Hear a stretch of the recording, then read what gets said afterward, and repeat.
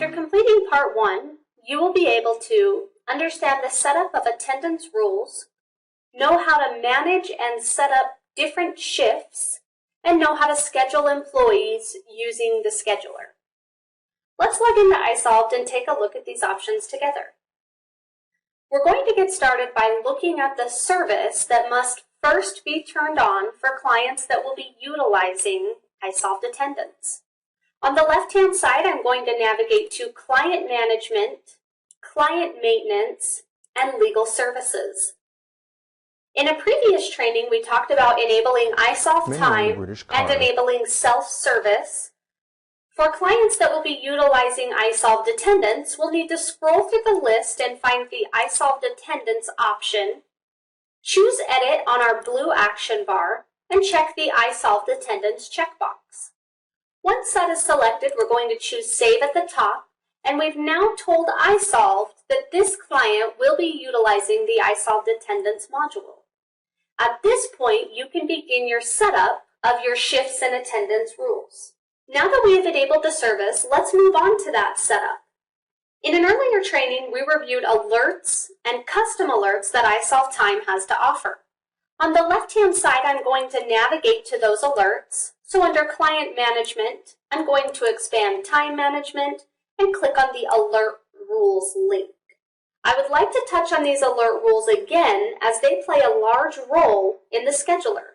As I scroll through the list, I'm going to choose Edit first and start scrolling through. I want to point out some of the schedule-related rules that are available. We have things down here towards the bottom, out of schedule. So that means you've put somebody on a schedule, maybe 7 a.m. to 4 p.m., and they're working way too far outside of what we'd specified. That would be our out of schedule alert. Somebody clocks in early. Somebody clocks in during the grace period. Some clients say that there's a 7-minute grace period, for example, where somebody could clock in and still be considered on time, but not late. So technically they're late because they didn't start at their start time, but they give them some leeway as far as applying that they're late. And that's what our in grace is here for. In late, out early, out late. And then we've also got over hours and under hours. So we schedule our employees to work 8 hours. If they work 10, we could get the over hours notification. Or maybe they only worked 6.5, we could get the under hours notification. So I'm going to turn a few of these alerts on, our in early, in late, out early, out late, and then our under and over hours. Now, just off to the right of that, you'll notice we still have those drop downs where we can choose what level we want the alerts to be set at, low, medium, high, and critical, keeping in mind that low is more or less just a notification to tell you that somebody was in early. Medium is going to show up as an alert in orange, and then critical and high are going to be in red. Now, just a little bit later in this training session, we're going to review a time card that does have alerts on them, so that you can see those differences in colors. So I'm going to set mine at medium because I want to be notified when somebody's, in early, in late, but I don't ever want it to halt me from running payroll. Remember, if we set it at critical, it has to be corrected prior to moving on. Now, the checkboxes on the right-hand side are to determine who gets to see this error. Is it the employee, the manager, or the supervisor? In my example, I want all 3 of them. So I'm going to just check the boxes for all 3 on each of the errors that I've turned on. Now, keep in mind, your setup could be something completely different. Your client may only want the managers to see these alerts because they don't want the employees to bring questions about them up. Up here at the top, I'm going to choose Save, and you'll notice it has Save Complete at the top of the screen to confirm that our rules did save. Now, I want to just touch on the custom alerts because those too can also tie into the scheduling. Remember, custom alerts are a way for you to be able to create your own rule. Now, I'm going to give you a silly example of how this could be used with scheduling. And let's say that the employer wants to know if the employee is in really, really late. So maybe we designate that, 7 minutes to an hour is considered late. But anything from 1 hour to 2 hours is really late. Well, we can set the custom alert up. I'm going to choose add new, and I'm going to call this in really, really late. And then in my description, I'm going to say 1 hour to 2 hours. That way I know that this alert is going to be for anybody who's 1 hour up to 2 hours late. I'm going to choose save. Now keep in mind, we're just telling the system this is the name of the alert. In the next couple of screens, we'll be talking about how we can take this rule and configure it to tell the system when somebody is 1 hour to 2 hours late. Use this custom alert. Now that we've gone over our alerts, we're going to move into the attendance rules and our shifts. So attendance rules is what we're going to touch on first. And if I scroll up, just above time management, there's a menu item called attendance management, and there's the 2 links listed here, manage shifts and attendance rules. We're going to get started with our attendance rules, and these allow you to define the parameters for when you would like to trigger the alerts we just reviewed. So we would use this screen for things like when should an in early error appear, or when should an out late error appear. At the top of the screen, just like any of the other iSolved time setups, we're going to create a rule set. Now you may have different attendance rules for your hourly employees versus your salaried employees. Or you may have one department who's very, very strict with attendance and they have their own set of rules versus the rest of the company. So you can create multiple rule sets and then apply rules to those different types of employees. For our example today, we're just going to create one rule set that all of our employees are going to use. So I'm going to choose new rule set, and I'm just going to call this attendance rules. Up at the top, I'm going to choose save, and we can now start building our rules into the system. Let's first create a rule for if an employee clocks in early. So up at the top, I'm going to choose add new rule, and we're going to start filling out the questions. So I'm going to call this one in early, and then we get to choose the rule type. The 2 options that are available here are we applying this to the shift start time, or are we applying it to the shift end? Since we're talking about an employee clocking in early, we're going to choose the apply shift start, and then hit next up here at the top. Now we're going to be asked a series of questions, and I want you to keep in mind that these are general. We're not talking about set start and end times, we're just talking in general. So I am going to say, for example, that I'm going to say from 1 hour early up to the scheduled start time, I want to be considered in early. So in my from, I'm going to type in 1 hour, and you'll notice as I'm filling this out down at the bottom, it's kind of creating a sentence for you to read. So from 1 hour before the shift start time, and you'll notice you could choose before or after from the drop down. I'm going to keep it at before. So from 1 hour before the scheduled start time to 000 hours before, that just means from the shift start time, we want to mark this as, and you'll notice we get a list of alerts to choose from. Now the mark as is going to give you the standard alerts, or you could choose a custom alert. There's that in really, really late that we had discussed. Now I'm just going to choose in early, and then down at the bottom you'll notice there's a checkbox that says base on rounded time. By default, the system is going to look at the employee's actual punches to determine whether they've clocked in or clocked out. If you would like it to base it off of their rounded punches, you would select this checkbox here. So I'm going to choose save at the top, and you'll notice we have our in early rule. So it says from 1 hour before the shift start time to 0 hours before the shift start time, mark them as in early. So let's do the same thing, but for somebody who's clocked in late. So I'm going to hit add new rule, and I'm going to call this one in late. My rule type is going to be applied to the shift start time because they're clocking in late. And I'm going to process this after they're in early. Obviously, they can't be in late before they're in early, so that kind of helps you determine the process or the order in which you want these created. I'm going to choose Next up at the top, and once again, we're going to be asked the series of questions. When does it start? When does it end? And which alert are we going to apply? Now, in my example, I'm going to say 7 minutes after their scheduled start time to 1 hour after their scheduled start time. I want it to tell me they're in late. Now, I started mine at 7 minutes because we're going to pretend that my company offers a 7-minute grace. So an employee has up to 7 minutes to be late, but still not be counted as late. Now, once again, if you wanted to base it on rounded time, you could check the checkbox. If not, you simply hit save, and you'll notice we have our in late rule. Now, we can create the exact same thing for the end of the shift. If your client would like to be notified when an employee leaves early or leaves late, we can create those rules in here as well.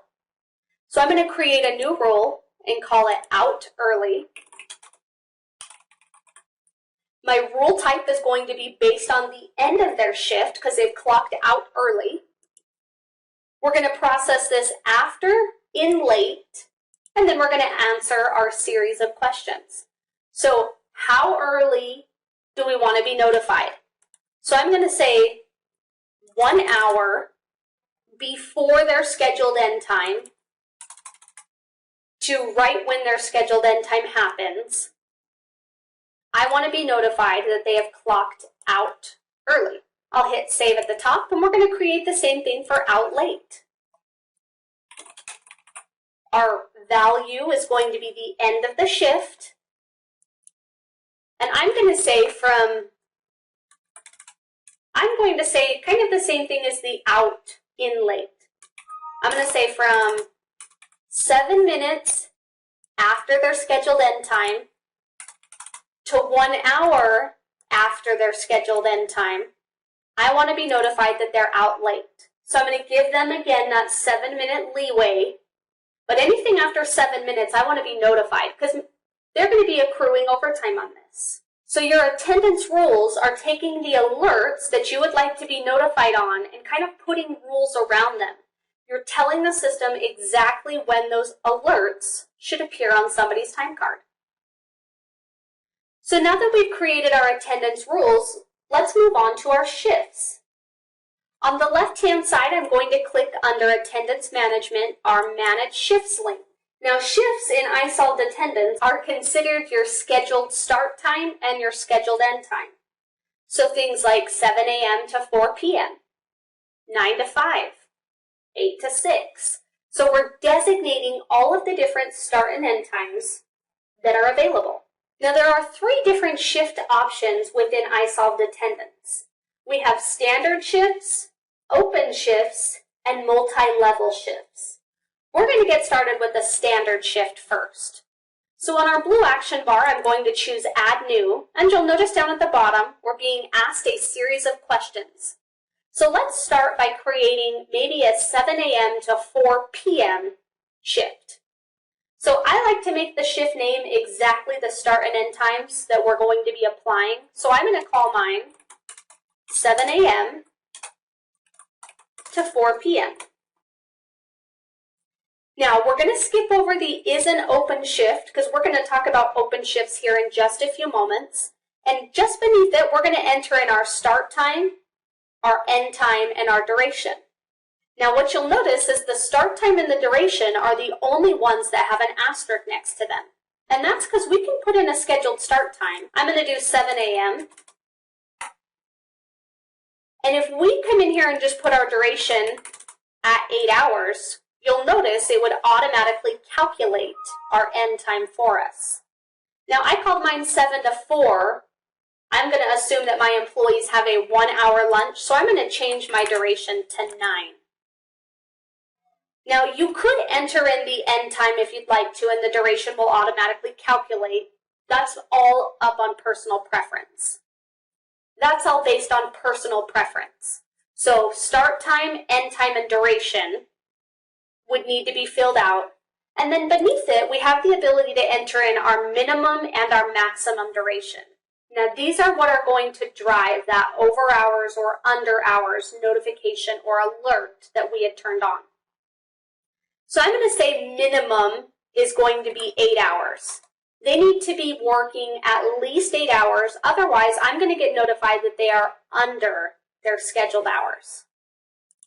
And maybe we want the maximum to be 8 hours. So anything more than the scheduled 8 hours, I want to be notified that they are over hours.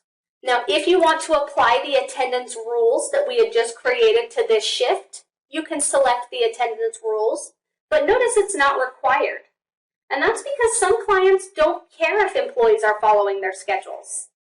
Maybe they just build the schedule as a guide. This is what we would like you to work, but based on your client's needs or based on the company's needs, you may work something different. So you don't have to apply attendance rules. Remember, applying them will just give you the alerts on the time card if somebody is not following their proper schedule. Now beneath it, you'll notice we have an area for labor. If you would like to schedule an employee to a certain location or maybe department, you can do that here. The only thing to keep in mind is if we apply labor here, it's going to override the employee's default. So let's use a hospital as an example. Maybe we've got two campuses, the West Campus and the East Campus, and the employee is default to the West Campus. If we set an employee up for the East Campus on their schedule, it's going to override what we had applied to the employee. So this overrides the employee defaults. But if we have labor set up on our hours allocation rules, keep in mind your hours allocation rule trumps scheduling labor and employee level labor. So if you'd like to set labor up here, that's great. That means when the employee clocks in or clocks out, it's going to apply them to that labor value. And when they run the schedule report, they can see exactly where they're scheduled. Up at the top, I'm going to choose Save, and you'll notice we now have our 7 a.m. to 4 p.m. shift in place. I'm going to create one more standard shift, and then we're going to move on to our open shifts. So I'm going to choose Add New. I'm going to type in 8 a.m. to 5 p.m. I'm going to put my start time in here and my end time, and you'll notice my duration automatically calculates. And then we get to enter in our minimum and maximum duration, and then choose if we would like to apply attendance rules or labor values. So standard shifts are your more common shifts. They have a set start time and a set end time. Let's move on to open shifts next. Open shifts are a little bit different as there is no start time or end time. We're just putting in a number of hours that an employee has to work. So this is great for maybe sales employees. We would like them to work, 8 hours, but based on their clientele, some might start working at 5 in the morning and some start working at 2 in the afternoon. Well, we don't really care what hours you work, but we need you to work 8 hours, and that's what our open shift is. So I'm going to hit Add New, and I'm going to call this 8-hour open shift.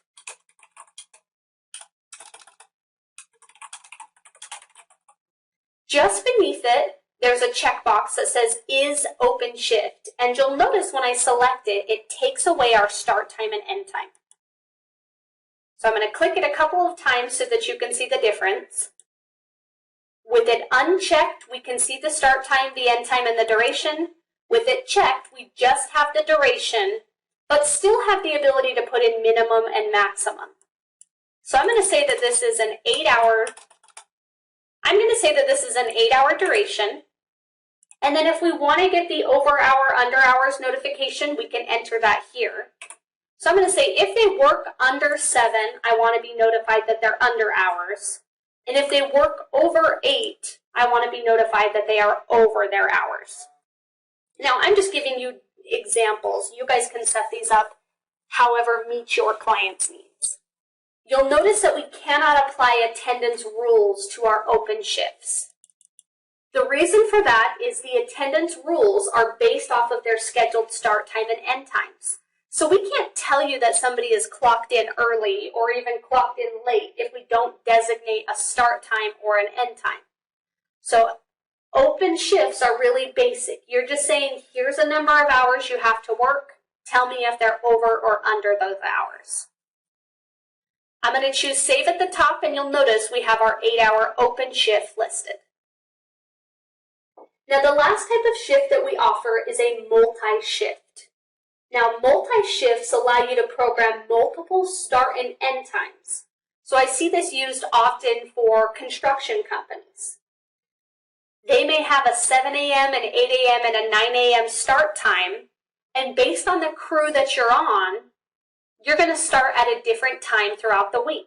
So I'm going to choose Add New, and I'm going to call this 7 a.m., 8 a.m., 9 a.m.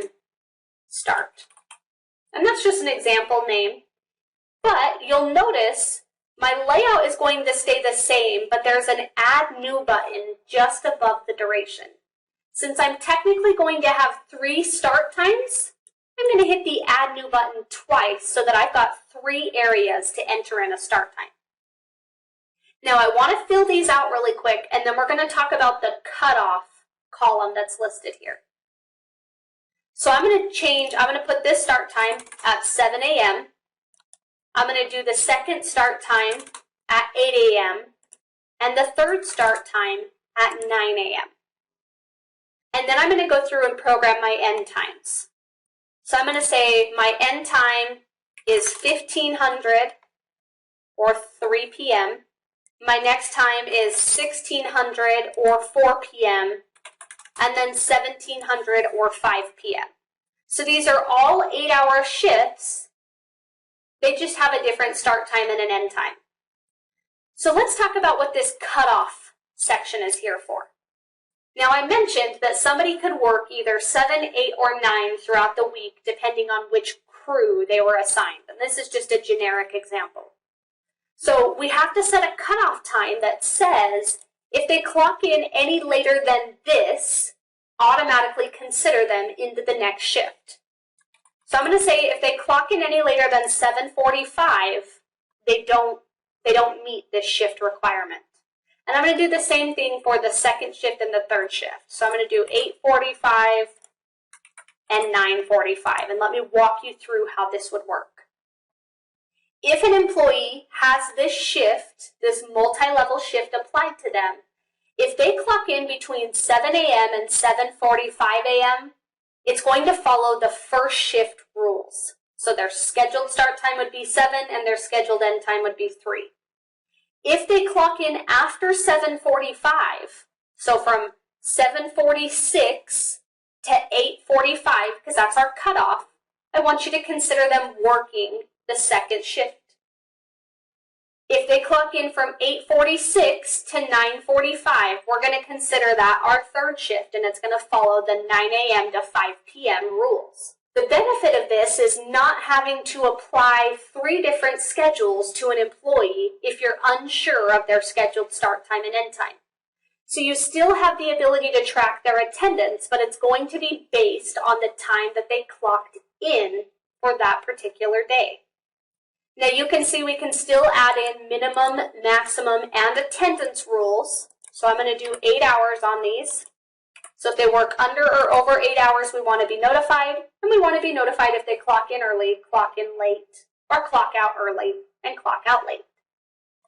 Up here at the top, if we choose Save, you'll notice that our multi-level shift is now listed. So now that we've created our shifts and our attendance rules, let's move on to our actual scheduler and learn how to apply the schedules to our employees. Now I'm going to use the search menu at the top of the screen, and I'm going to type in Scheduler. You'll notice it's giving me my scheduler link here, and when I select it, it's going to bring us to the schedule. I'd like to take a few minutes and first walk you through the layout of the schedule, and then we'll start talking about how do we apply schedules to our employees. Now, as we look at this, the first thing you're going to notice probably is that it looks like an Excel spreadsheet. You'll notice along the left-hand side, we've got our employees' names. Across the top, we've got the dates that we're going to be scheduling. And then up at the very top of the screen, we've got some filter options. Now these filter options allow you to take all of the employees that are on the scheduler and kind of break them down. Maybe you only want to schedule a specific department, or you only want to schedule a specific employee. You can use the filters at the top to kind of filter down or chop down your list to see only the employees that you would like to. You'll notice you can filter based on a policy group, pay group, labor field, so maybe just a specific department or a specific location. Status, are we only looking at active, inactive, or terminated? Employee types, maybe we're only scheduling our salaried employees for right now. Or maybe we only want to schedule people that have Jerry Lewis as the manager. So if you choose to use any of the filters up at the top, be sure that you hit the Apply button, and Apply is going to regenerate your list based on those filters. Now, as far as the view goes, I talked about the date being listed across the top. This is always going to default to a per pay period view. So if you would like to adjust the view or adjust the pay period that you're looking at, you'll notice at the top there's a date range. You can use the arrow keys just off to the left and to the right to move you forward or backwards through pay periods. Or you can simply select the date range, type in a date that you would like to look at, and you'll notice you have a view drop-down. Are we looking at 7-day, 14-day, 21-day, and so on and so forth? So you can adjust the view to your liking, but it's always going to default to your pay period view. Now over here on the right-hand side, you also have some more filtering options. Do we want to look at 12-hour, 24-hour, 48-hour, or 72-hour views? So for things like hospitals, they may want to look at their coverage for a 24-hour view. So you'll notice we're looking at one day on 8/22, and we're looking for a full 24 hours to make sure that we have coverage. We can do the same thing with days. Do we want to look at the 7, 14, 21, 28, or 42 days? Or maybe we want to look at an entire month. We just want to see what the coverage for the month looks like. If you adjust it to the month, you'll notice at the bottom we've kind of got the scroll bar to help you scroll through the entire month. So filtering options are pretty much endless, but it is going to default to that 7-day view or the 14-day view, whatever your pay period is. So now that we've reviewed the layout, let's talk about adding shifts to our employees. How do we schedule our employees? Now there's a few different ways that we can schedule employees, and we're going to start with the basics. So we're going to use Mary Adams as an example, and we're going to say that we are scheduling her, I'm going to change my date range to our current week.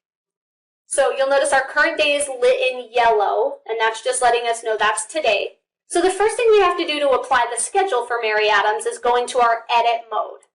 If we click edit up here at the top, you'll notice we've got a few other options on our action bar. We've got copy and remove, but we're going to start with the basics. So for Mary Adams, I'm going to click the box under Monday 8/22 just once, and you'll notice we have a pop-up. This is called a quick add.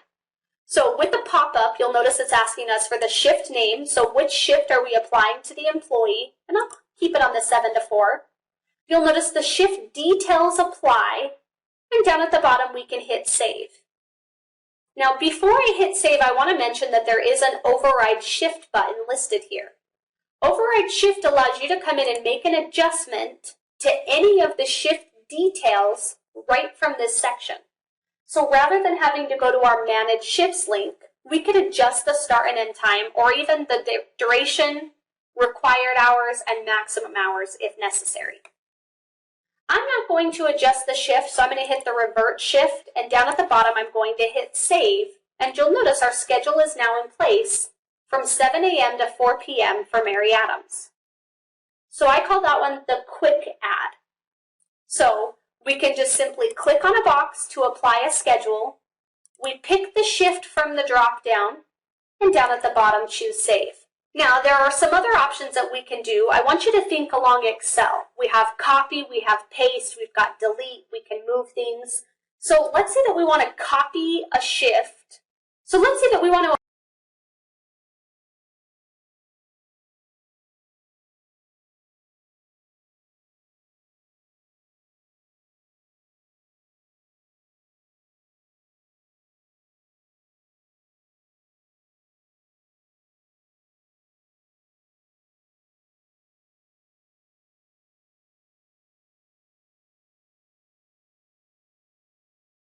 apply a shift to an employee for multiple days. So I'm going to use Shane Adams as an example.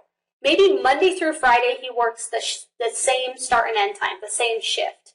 I'm going to click on the 22nd and kind of drag, and you'll notice as I drag, it highlights those days. So I'm going to click and drag from Monday through Friday and then let go of my mouse. You'll notice that the pop-up window looks very similar, but it has one extra section.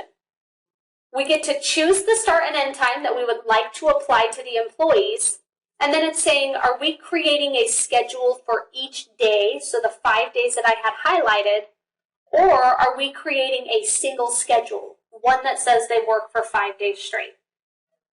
We do still have the override shift option if you would like to adjust the start and end times or anything applied to the shift. If not, you simply hit save, and you'll notice that Monday through Friday we have a shift in place for Shane Adams. Now, let's say that we want to copy that shift that we applied to Shane Adams and apply it to Armando. Well, if we hit the 3 bars for this employee, down at the bottom you'll notice we've got some little widgets. If we hover over them, we've got edit, copy, cut, and delete. So I'm just going to say we're going to copy Monday. So I'm going to hit the copy, the 2 papers. You'll notice it highlights in gold. We can come down here to Armando, and if I just click on any area, we can hit the paste option, and you'll notice that the shift has now applied to Armando. So I can do the same thing, just click on another day and hit paste. You'll notice that it's still keeping it stored on my clipboard until I tell it not to. So while the shift is still gold, we still have it copied and can just click and paste on any employee for any day. When we're done copying and pasting, we can hit the clear clipboard, and you'll notice that it's no longer listed in gold. So you can copy individual days from one employee to another. We can cut from one employee, so maybe we wanted to take Monday off for Shane. We simply highlight the shift by clicking it, and down at the bottom hit the scissors. You'll notice it cuts it. So we can cut and paste it to another employee. Paste works very similar to the copy. So if I come down here to Caprice, I just click and hit paste. Now let's say that we want to copy this full week of schedules from Shane and move it on to another employee. On the right-hand side of Shane's name, there are 3 dots. If I select these 3 dots, you'll notice I have copy all schedules and remove all schedules, as well as custom copy. I'm going to start with the copy all schedules, and when I select it, you'll notice his entire week, the entire view is highlighted in gold. That's letting us know that we copied it. I'm going to come down to Sammy Davis and hit the 3 dots and hit the paste schedule option. You'll notice that it's pushed the schedule all the way across for Sammy Davis. So we have the ability to take an entire week and copy and paste it to a single employee. Now let's say that we wanted to paste it to multiple employees. So we scheduled Shane, but we want to apply it to maybe 3 different employees. Once again, if I hit the 3 dots next to our employee's name, I'm going to hit the custom copy option this time, and you'll notice we get a pop-up window. The first thing that we have to do is choose which employees we're copying the schedule to. So we took it from Shane, and then we get to move employees from our unselected category to our selected category.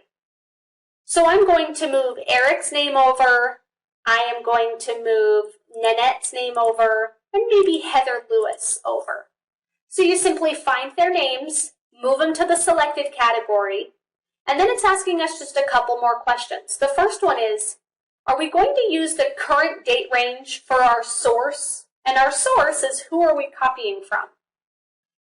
It is going to default to the date range, the current date range that you're looking at, but you can choose a different date range if you'd like to by selecting the Use Specified Range checkbox. Now beneath it is for the destination. Now our 3 employees we selected are the destination. It's asking, do you want to paste it onto that same date range, or are we pasting it to a different date range? I'm going to choose the same date range. So I'm going to do from 8/22 to 8/28 is where I'm putting those schedules in place. Now at the bottom, you have overlap options. So if you're scheduling an employee that already has a shift in place, what do you want it to do? Do you want it to overlap by day or overlap the shift? Or do we want to replace it with the new shift? So we can choose to skip it if they're already scheduled or replace it with this new schedule. So down at the bottom, we simply hit save, and you'll notice that our schedule has now been applied to Nanette and also Heather Lewis. So we can copy from one employee to another single employee. We can copy and paste to multiple employees. And then we can also remove schedules. So up at the top, we have the Remove Schedules button. If you select Remove Schedules, it's asking, who would you like to remove the schedules from? Now, I'm going to keep Mary Adams' schedule, but I'm going to move Armando over and maybe Heather over. And it's asking, are we using our current views range, or do we want to specify our own range? And then we simply hit remove. At the top, it's asking, are you sure you want to delete this? If you choose OK, you'll notice that Armando and Heather are no longer scheduled in the system. Now, there's quite a few different ways that you can apply these schedules to the employees, as we've looked at. We can do individual employees, multiple employees. We can copy, edit, cut, delete. Up at the top, if we hit View Only, you'll notice our scheduler kind of gives you an overview of what you've scheduled your employees.